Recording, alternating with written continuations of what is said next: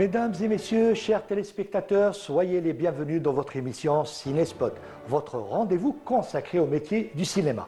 Alors pour ce numéro, nous allons parler des histoires qui sont portées sur le petit comme sur le grand écran. Comment ces mêmes histoires sont écrites, développées et par la suite filmées. Pour décortiquer tout cela, nous allons le faire en compagnie de l'une des plus talentueuses scénaristes de sa génération. Au programme également l'interview de Abdelraouf Dafri, scénariste du film Prophète, film réalisé par Jacques Audiard. Cette interview a été réalisée par Fla Benour. Au programme également, et pour finir, une liste de films vous sera proposée, une liste de films consacrés aux films à voir absolument sur le grand écran. Alors sans plus tarder, je vous propose de nous suivre pour accueillir notre premier invité juste après ce petit jingle.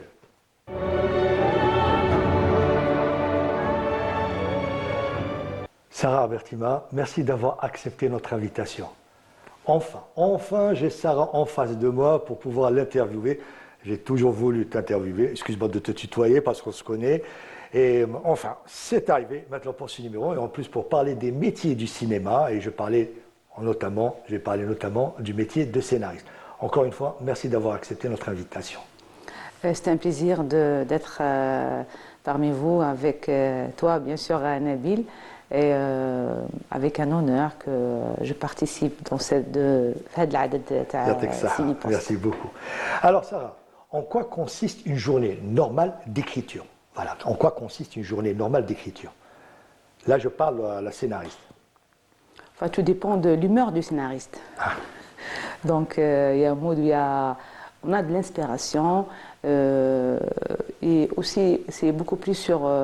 Enfin, si on parle du plan ou bien du côté psychologique du scénariste, parce que là, il est en train quand un scénariste écrit, il est en train d'introduire ses émotions, de parler avec lui-même avant d'écrire une histoire ou bien raconter une histoire. De se mettre face au miroir, en quelque sorte, comme certains acteurs, de se répéter, de parler à lui-même avant de raconter une histoire. C'est-à-dire qu'il faut qu'il soit apparemment en osmose avec lui, et voilà, pour pouvoir raconter une histoire. Et alors, plus concrètement, en quoi consiste votre travail de scénariste au quotidien? Plus concrètement, en quoi consiste votre travail de scénariste? Je vais commencer avec la phrase fameuse de Hitchcock, quand il a dit « the script and the script and the script ». Donc un scénario, c'est très très important. Des fois, je me sens responsable par rapport à une histoire, d'écrire une histoire ou bien de raconter une histoire. Parce que si je dis je vais écrire, c'est de parler à la place de beaucoup de personnages. Les personnages que je dois le scénario. Donc c'est pas facile des fois, et des fois c'est facile d'en parler. Ou bien d'écrire cette histoire parce que des fois j'ai déjà vécu ces situations ou bien des fois je me mets à la place de ces personnages. Les personnages.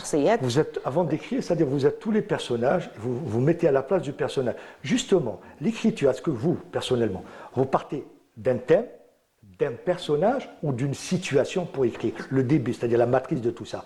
Est-ce que c'est une situation qui vous amène à mettre sur papier la première, je dirais, phrase ou la première écriture, voilà, ou est-ce que c'est le personnage, ça tourne autour du personnage, à partir du personnage on écrit, ou le thème, c'est-à-dire il y a un thème, je vais aborder, comme vous dites, je ne sais pas comme ça a été le cas, je rappelle que vous étiez la scénariste de la série Damba, est-ce que voilà, c'est à partir de quoi? Qu'est-ce que vous prenez en premier?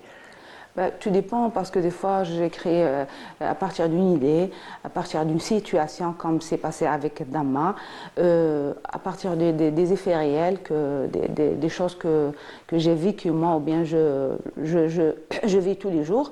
Tout dépend de ma situation moi-même, comment je vais écrire. Peut-être des fois, ça m'arrive d'écrire après lire une histoire ou bien après lire un roman, Mais c'est Là, pas on est dans forcément- l'adaptation. Oui, oui. Mais justement, c'est pas question. C'est-à-dire, des fois, je lis un roman, ou bien un livre, ou bien une histoire, mais c'est pas forcément que je fais de l'adaptation.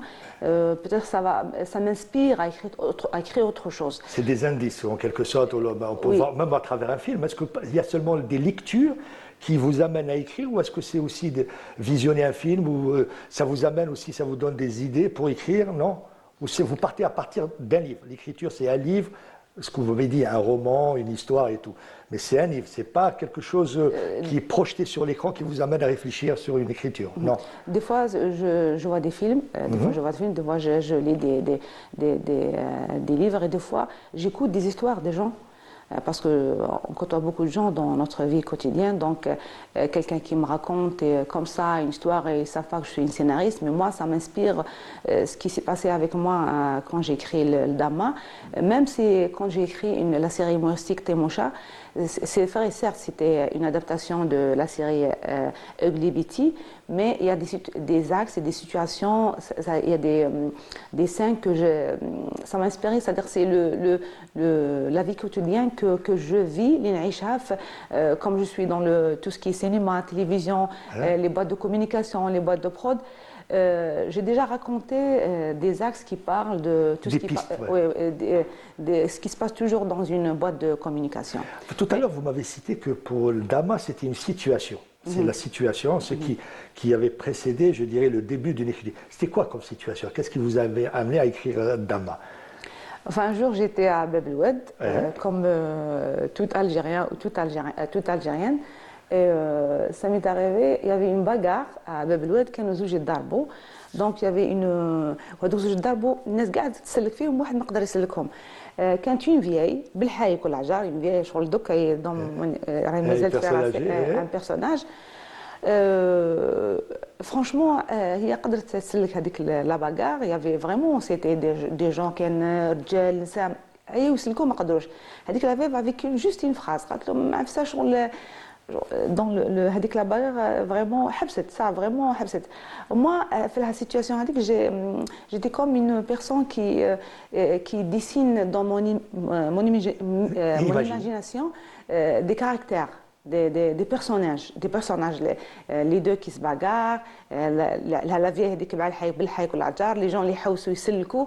Donc c'était vraiment une situation qui m'a inspiré باش نكتب le quotidien de Bab el Oued, le réalisme اللي كاين هذاك. Moi je suis une personne qui aime raconter l'école réaliste.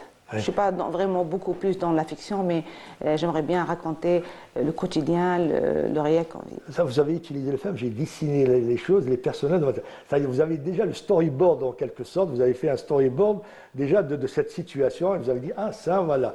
Et apparemment, c'est la situation, mais plus que cette situation, c'est l'intervention de cette femme, de cette personne âgée, qui vous a fait, c'est-à-dire il y a eu un déclic, quoi, je crois. C'est ça, c'est à partir de là où il y a eu un déclic, l'envie de cette écriture. Oui, parce que des fois, des personnages, même moi, quand j'écris des personnages, il y a un personnage, un antagoniste, un protagoniste, un personnage que c'est mon favori. Comme cette vieille, elle était forte, elle était vieille, mais elle était forte à l'arrivée de stopper cette bagarre que les gens, des hommes, des jeunes, ils n'arrivaient pas à la stopper. Mais pour moi, c'était vraiment un profil qui m'a... Pour moi, c'était le protagoniste fort, mais et encore, même si elle était vieille, quoi. Ouais. Alors, quelles sont les contraintes pour l'écriture? Quelles sont les contraintes que vous pouvez rencontrer lors de l'écriture ou du scénario? Est-ce qu'il y a des contraintes Moi, généralement, quand j'écris, je m'enferme parce que même si je reçois un appel qui c'est-à-dire me change mon mood, là, je peux arrêter des fois pour une journée, pour une semaine. L'écriture, pour moi, c'est une relation avec ma psychologie, quoi. C'est-à-dire mon entourage. C'est pour ça que toujours j'aime vivre la solitude quand j'écris un scénario. Justement, en parlant d'écriture, voilà, quand je parlais des contraintes, ça m'amène à la question suivante. Parce qu'on parle de règles généralement de l'écriture, mais est-ce qu'il y a des règles ou une règle précisément que vous aimez briser pour écrire? C'est-à-dire que voilà, cette règle-là, je ne la respecte pas, mais est-ce qu'il y a des règles qu'on doit briser, que vous aimez briser peut-être? Parce que chacun parce que vous parlez de psychologie. Je pense que chaque scénariste a sa propre psychologie, c'est-à-dire son propre soi. Voilà, c'est pas une remise en question pour écrire. Mais est-ce qu'il y a des règles qui vous amènent parfois à les briser, à certaines règles que vous brisez pour écrire? Si tu poses cette question à n'importe quel scénariste, il va dire. Moi, ce qui me gêne beaucoup, c'est de me faire une autocensure à moi-même. J'aime bien écrire en liberté, j'aime bien écrire tous les tabous, même si ça sera une première version, ou bien un premier draft, ou bien un premier brouillon. Ouais. Généralement, mes brouillons dans le scénario, c'est d'écrire librement. Après, ça commence à venir l'étape de ne pas, c'est-à-dire entamer tel c'est-à-dire vous entamez, vous abordez les sujets, même les mots de la société, sans filtre. Vous les écrivez sans filtre. Oui, voilà. Même des fois, ça m'est arrivé à Dama, j'ai écrivé, c'est-à-dire des dialogues tels que c'est-à-dire on le dit avec des gens, il y a des mais après, c'est-à-dire je commençais avec le deuxième draft, le troisième draft, je commence à nettoyer, comment dirais-je, par rapport à la réalité aussi, on ne peut pas porter sur l'écran, ce qui est normal. Voilà. Pour ne pas être bloqué, pour juste, c'est-à-dire dégager toutes ces émotions dans l'écriture et pour qu'on sera crédible aussi. Parce que si on écrit, c'est-à-dire, moi, généralement, ça m'est arrivé de commencer le premier draft ou bien la première version de mon scénario, d'écrire, c'est-à-dire tout. C'est-à-dire, des fois, je me disais à moi-même, alors, qu'est-ce qui va se passer si c'est-à-dire, mon scénario, il sera filmé comme Kimarao. Donc, ce sera vraiment une catastrophe. Parce qu'il y a des sujets tabous, on vit dans une société préservée. Des sujets qu'on ne peut pas aborder forcément. Surtout, il faut le dire, la plupart des séries passent pendant le mois du Ramadan. C'est vrai que ça fait... justement, mais est-ce que vous n'avez pas peur justement à trop filtrer des personnages, comme vous dites, à ce que vous avez dit tout à l'heure, à perdre ce fil de crédibilité? Parce que trop filtrer, vous avez peur que ce n'est plus crédible. C'est ça, c'est une question finalement de dosage, d'équilibre, l'écriture. En fait, Nabil, des fois, j'ai peur, de perdre la main à écrire librement. Parce qu'à force qu'on écrive avec une autocensure à nous-mêmes, c'est-à-dire on fait de l'autocensure à nous-mêmes, ça commence à ne pas avoir cette confiance entre moi et mon papier. D'accord. Donc des fois, des fois, ça m'est arrivé de réfléchir de cette façon. À chaque fois, comme tu as dit, filtrer. C'est pas filtrer pour moi, c'est pas le mot filtrer, mais de cacher la vérité en quelque sorte, ne pas être crédible. Quand je dis filtrer, c'est-à-dire d'enlever en pensant. Quand je dis filtrer, c'est-à-dire on a la première version, hop, on enlève la deuxième version. Voilà. Moi, je vois ça franchement comme une recette de cuisine. Comme une recette de cuisine. Et là, quels sont les outils que doit posséder le scénariste pour écrire, les outils utiles? C'est-à-dire on ne peut pas avoir 6 outils, c'est-à-dire quand je parle d'outils, pas forcément un outil, quels sont les outils? Ça peut être d'ordre, je dirais, psychologique et d'ordre, je ne parle pas d'intellectuel, forcément, mais quels sont les outils nécessaires pour pouvoir écrire un scénario? Pour un scénariste, je parle de scénariste, pas d'écrivain, on fait une différence. Il faut d'abord avoir du talent. Sans talent, on ne peut pas créer parce que c'est de la création. Il y a aussi l'étape le plus importante, c'est la formation. Écrire un scénario parce que, oui, parce qu'il y a des scénaristes qui commencent il y a des façons à écrire. Même si on a de la formation, il y a des scénaristes qui commencent à écrire par des actes. C'est-à-dire, il va statuer sa structure par des actes. Après, il commence à synopsiser ses actes et écrire. Il y a d'autres scénaristes qui commencent à écrire directement parce qu'ils ont leur idée, leur structure dans leur tête. Il y a aussi, il faut toujours aussi lire. C'est-à-dire toujours il faut se nourrir avec de la lecture. Parce que les mentales, parce que des fois, on se sent vide. Le fioul qu'il faut pour nous-mêmes. La lecture, pour moi, ça m'a beaucoup aidé. Et voir beaucoup de films. Justement, là, vous parlez de films et tout, vous avez collaboré à plusieurs reprises avec Mouzaham Hayab, à plusieurs reprises. C'était un duo, quoi. On ne pouvait pas voir Mouzaham faire quelque chose sans l'écriture de Sarah Fatima. Est-ce que c'est toujours le cas et tout? Vous êtes toujours... Vous travaillez, vous êtes en collaboration ou pas? On a eu beaucoup d'expérience dans la télévision. Cette fois-ci, on prépare quelque chose pour le cinéma. Donc, on va se présenter en tant que duo pour le cinéma. Et j'espère qu'on va commencer à entamer cette industrie avec beaucoup de liberté, avec beaucoup de crédibilité et beaucoup plus avec beaucoup de... C'est-à-dire le prochain duo, ça abordera un film à long métrage et non une série. En parlant de long métrage et série, on peut le dire, la nouvelle pour moi, c'est que Sarah Bertima, de la page, de l'écriture du studio, passe derrière la caméra aussi. Là, expliquez-moi comment vous avez décidé de passer derrière la caméra. Est-ce que c'est pour raconter vous-même vos histoires? Justement, ça fait 15 ans que j'écris des histoires et il y a beaucoup de réalisateurs qui ont raconté mon histoire par image. Cette fois-ci, je me donne c'est-à-dire l'opportunité à moi-même de raconter mes histoires en images. Et là, comme première expérience, je finalise mon court-métrage, mon premier court-métrage.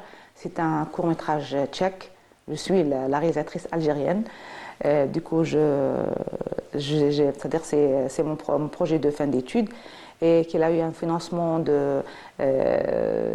Festival international du film d'Alger, sa dernière édition, la 2e édition, je pense. J'espère que c'est le commencement. Et voilà, avant de nous quitter, c'est une question, voilà, j'allais pas oublier, et que je pose souvent, c'était pour faire la différence, Sarah. Les gens pensent que le scénariste, c'est aussi le dialoguiste, alors que ce sont deux choses différentes. Parfois, le scénariste... Mais est-ce que vous travaillez avec un dialoguiste ou les dialogues, vous les travaillez vous-même, voilà? Parce que dans le scénario à l'histoire, il y a des dialogues. Comment vous abordez ce chapitre-là? Au début, moi, j'installe mes dialogues selon mes scènes, ma structure. Bien sûr, il y a beaucoup de dialogues qui nécessitent un dialoguiste parce qu'on peut parler dans la place de beaucoup de personnages, mais il y a des situations ou bien il y a des moments où on a besoin de travailler avec un dialoguiste parce qu'il y a un esprit social là-dessus. Donc on doit être correct en disant nos dialogues par rapport à nos personnages.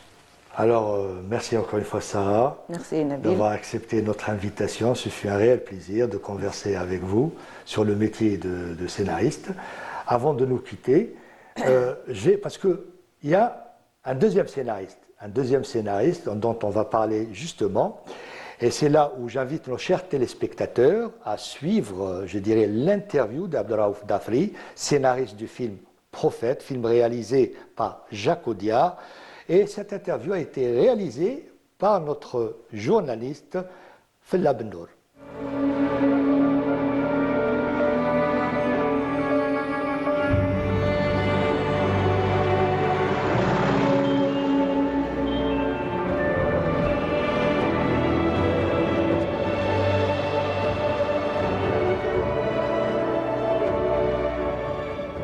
À un moment, je me suis dit, moi, je veux faire quelque chose. Quel est le secteur?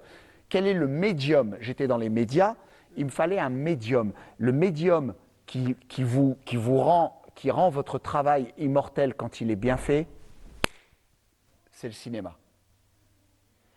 Et je savais comment raconter une histoire. Je savais comment structurer un scénario instinctivement. Je me suis dit, scénariste, le cinéma, je peux y arriver. Bien entendu, à cette époque-là, j'ai 28 ans, je suis au revenu minimum d'insertion. En 2000, 2001, je commence à avoir des gens qui m'appellent parce que j'avais tellement inondé avec des textes, avec des projets, des choses comme ça, que je finis par me faire remarquer, mais par mon travail, pas par ma personne, par mon travail. Et j'ai des rendez-vous. Et je rencontre Marco Cherki, le producteur, et à ce moment-là, j'ai écrit une histoire qui s'appelle Le Prophète, sur Malik El-Jebena. J'ai écrit 30 pages pour expliquer qui il est, d'où il venait. Et donc, il lit, il trouve ça très intéressant. J'étais très en colère à l'époque. Donc, pour éviter...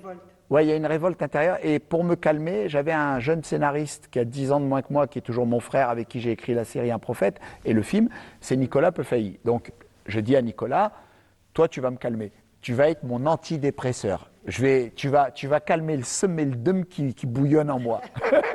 Et lui, il est très... et j'ai découvert par la suite, il me l'a dit des années après, c'est que ses propres parents, sa maman était institutrice, ses propres parents avaient été porteurs de valises pour le FLN.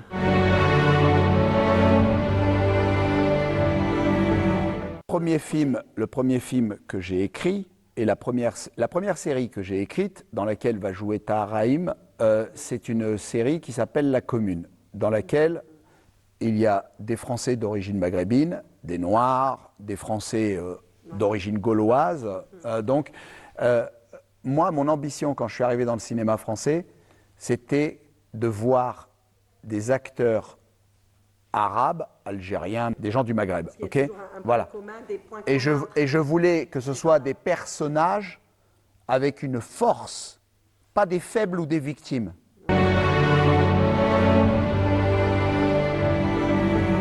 Je suis venu en 2012, à l'époque je travaillais sur la série Braco. Je suis venu pour présenter le film Un prophète dans une salle de cinéma, ici, à Alger. Donc c'est intéressant. Et j'étais avec l'acteur principal, Tahar Rahim. Et donc aujourd'hui, je reviens en Algérie, à Alger, au moment où la série Un prophète est sur le point d'être diffusée sur Canal+. Parce qu'on a fait, avec mon camarade Nicolas et le producteur Marco Cherki, on a fait une série qui est tirée d'Un prophète, le film. Alors, à l'époque, en 2004, quand je commence à réfléchir à ce personnage de Malik El Jebena, je voulais faire un personnage d'origine algérienne qui n'est pas conscient qu'il est algérien, même pas qu'il est conscient d'être arabe. Okay ? C'est les autres qui lui disent, c'est les autres qui lui rappellent. Et son premier acte fondateur pour passer de la naïveté et de l'ignorance à la maturité, c'est de tuer un autre arabe pour avoir sa propre vie sauve. Ce qui est une métaphore intéressante de ce qui se passe en France. Beaucoup de gens, quelle que soit leur origine ethnique, quel qu'ait pu être leur pays d'origine, trahissent souvent leur propre origine pour s'intégrer aux faveurs du colon.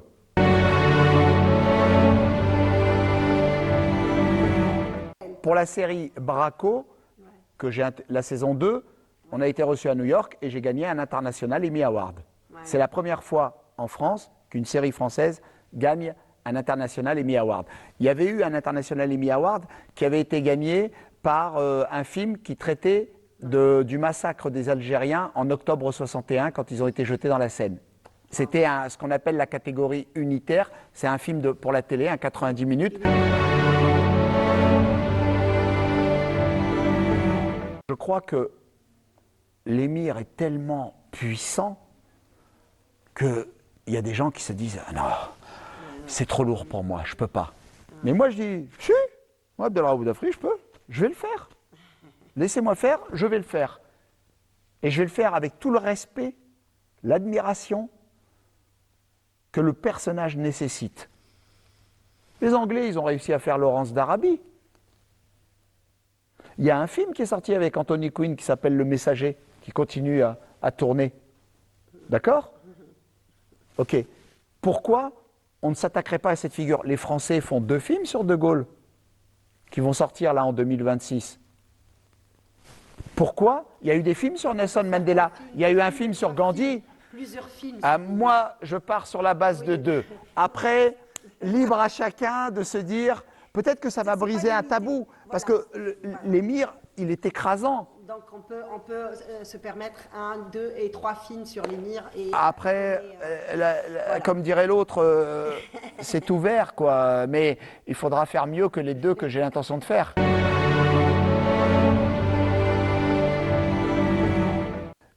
S'il n'y a pas l'écriture,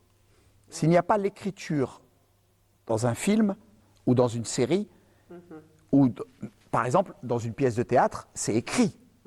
On n'imagine pas mettre des acteurs sur une scène dans un théâtre et puis ils réfléchissent comme ça. Non, en France, ils le font pour le cinéma, ce qui est une grossière erreur. Moi, quand j'ai mon école, le mentor que j'aime beaucoup, c'est Oliver Stone. Le cinéma d'Oliver Stone, c'est de dire à l'Amérique « Non, tu n'es pas aussi belle que tu le crois. » Et voilà. Et moi, c'est de dire, non, je Chère France, tu n'es pas aussi belle que tu le crois.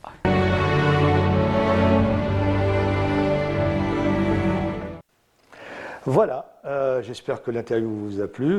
Vous connaissez le scénariste Abdelraouf Dafri, peut-être? Bien sûr. Pour le film Le Prophète, c'est. Il y a eu plusieurs, oui, il n'y avait pas que lui, oui. Oui, mais justement sur le film Prophète, parce que je vais raconter une anecdote. Oui.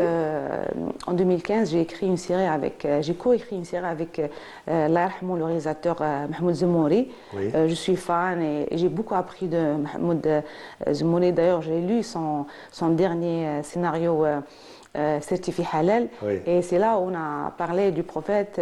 Il m'a appris vraiment une chose. Il m'a dit, c'est-à-dire quand on écrit de la comédie, c'est comme un œuf dans la main. Il faut directement, rapidement le mettre dans le poêle avant de se. قبل ما يطيح je sais pas, je me rappelle. حطه في المقلة قبل ما يطيح الفلاد. Donc, c'est-à-dire, il veut dire là, la comédie, c'est comme quelque chose, c'est des situations cut. Oui. Il faut toujours, il faut y aller rapidement. C'est un rythme, quoi. Oui, oui, c'est un rythme, oui. Ah ben c'est bien, je ne savais pas. Rappeler, Voilà, oui, oui, ça me fait rappeler de Mahmoud Zemouri parce que c'est lui qui m'a fait, c'est-à-dire, on a parlé beaucoup de ce film et d'ailleurs c'est là où j'ai vu le prophète. J'entends parler de prophète, mais c'est là où j'ai vraiment vu ce film. Eh ben voilà, bravo.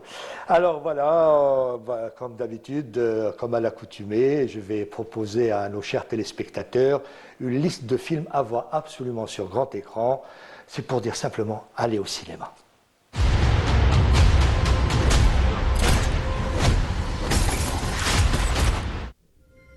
Does the name Michael Mason ring any bells? Mason isn't just an assassin. He's a precision instrument. He was one of the first of elite operatives. Then what happened?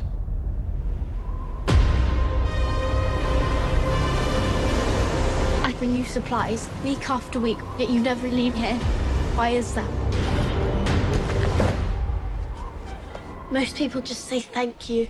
Don't ever come up here again. We have a retinal match. Send them.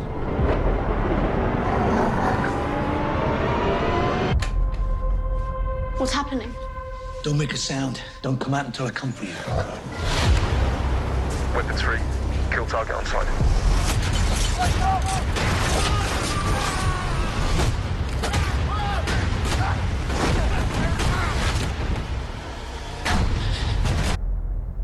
Vous allez au cinéma? Bien sûr, c'est une nécessité. Ah, c'est vrai, c'est une nécessité. Suivez le conseil de Sarah Bertima.